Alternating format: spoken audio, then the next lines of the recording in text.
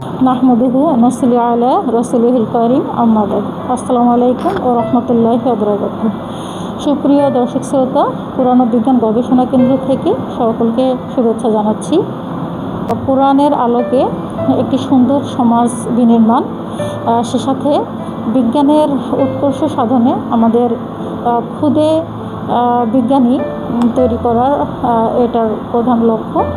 তো সে লক্ষ্যকে সামনে রেখে আমরা কাজ করে চলেছি। একটা ক্ষুদ্র পরিসরে আমরা শুরু করেছি এবং আশাবাদী আমরা এটার পরিধি বিস্তৃত হবে এবং সুন্দর একটি বৃহত্তর কাঠামো, একটি বৃহত্তর প্রতিষ্ঠান আমরা ইনশাল্লাহ তৈরি করতে সক্ষম হব।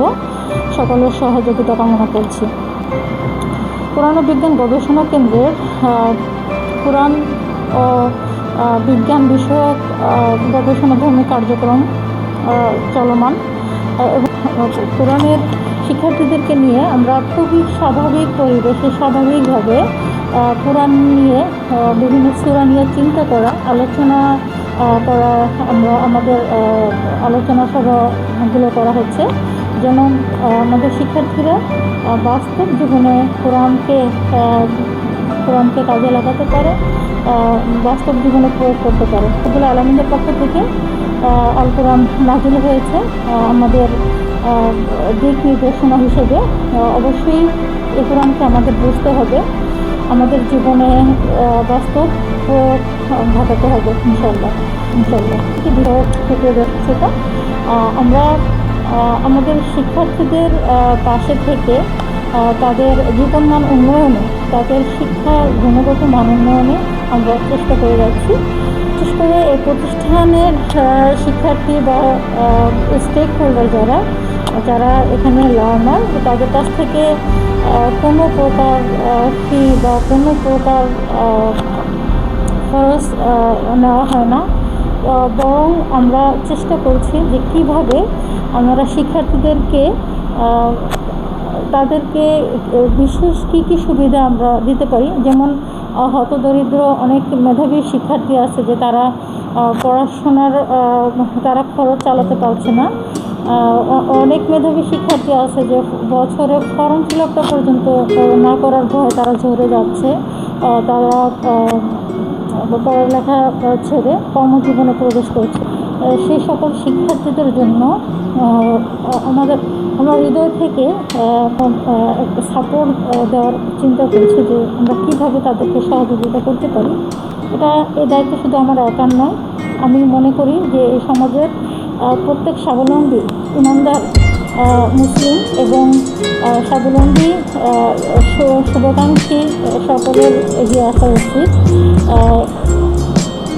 আশা করি আমরা সকলে মিলে সচেতন মন নিয়ে আমরা যদি কাজ করি তাহলে সুন্দর একটি সমাজকে আমরা গড়ে তুলতে পারবো। আমাদের শিক্ষার্থীরা বর্তমানে মোবাইলে আসক্ত। তো এই কেন্দ্রের বিভিন্ন কার্যক্রমের মাধ্যমে আমরা চেষ্টা করছি যে মোবাইল থেকে কীভাবে তাদেরকে একটু দূরে রাখা যায়। এখানে পাঠাভ্যাস সেশন নামে একটি সেশন নেওয়া হয়, যেখানে আমরা তাদেরকে বই পড়ার জন্য উদ্বুদ্ধ করি। তাদের প্রত্যেকটা বিষয়কে আমরা সেই জায়গা থেকে দেখি যেখানে সমস্যা আছে, সমস্যাটা সমাধান কীভাবে আমরা করতে পারি। পাশাপাশি প্রতিষ্ঠানে রয়েছে বিজ্ঞান ক্লাব। আমাদের শিক্ষার্থীরা বিজ্ঞান ক্লাবের সাথে বিভিন্ন উদ্যমী ইনোভেটিভ কার্যক্রমে জড়িত রয়েছে। বিভিন্ন প্রজেক্ট তৈরির মাধ্যমে নিজের মেধা বিকাশে তারা সচেষ্ট।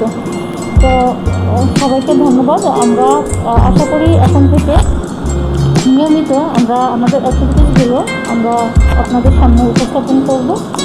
আমরা উন্মুক্ত আলোচনা করার মাধ্যমে আমরা বাস্তব জীবনে কীভাবে কোরআনকে কাজে লাগাতে পারি। আসুন আমরা আলোচনার মাধ্যমে আমরা সেই প্র্যাকটিসটা আমরা নিজেরাই গড়ে তুলতে পারি। আমি কথা বলতে চাই, আপনারা আমার সাথে অংশগ্রহণ করুন, আমি এটাই প্রত্যাশা করছি।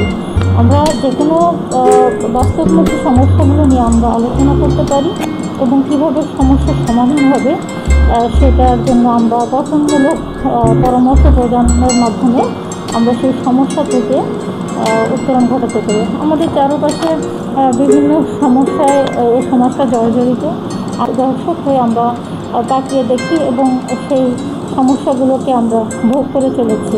আসলে এটা কোনো সমাধান হতে পারে না। সমাধান হবে যখন আমরা সেই সমস্যাগুলো নিয়ে আমরা হাতে কলমে ফিল্ডে নেমে কাজ করব। তো এ পর্যায়ে আমি বিশেষ করে যেহেতু আমরা কোরআন নিয়ে কাজ করব, আমি সমাজের বিজ্ঞ আলেম যারা আছেন তাদের সহযোগিতা কামনা করছি। তাদেরকে সাথে নিয়ে আমরা এই কেন্দ্রের যে কোরআনিক যে উদ্দেশ্যগুলো সেটা তাদের নলেজ থেকে, অর্থাৎ তাদের সহযোগিতা পরামর্শের মাধ্যমে আমরা জনগণের দৌড়ায় পৌঁছাতে চাই। আমরা ইমানি দাওয়াত তাদেরকে পৌঁছে দিতে চাই। সত্য মিথ্যার প্রভেদকারী আল কোরআন, যাকে বলা হয় আল ফুরকান।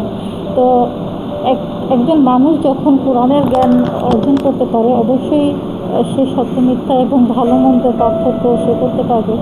তো সুপ্রিয় দর্শক শ্রোতা, আমি সবাইকে আবারও ধন্যবাদ জানাচ্ছি। আপনারা আমাদের সাথে থাকেন এবং যে কোনো সময় যে কোনো সহযোগিতায় সক্রিয় ভূমিকা পালন করবেন বলে আশা রাখছি। আসসালামু আলাইকুম ওয়া রাহমাতুল্লাহি ওয়া বারাকাতুহু।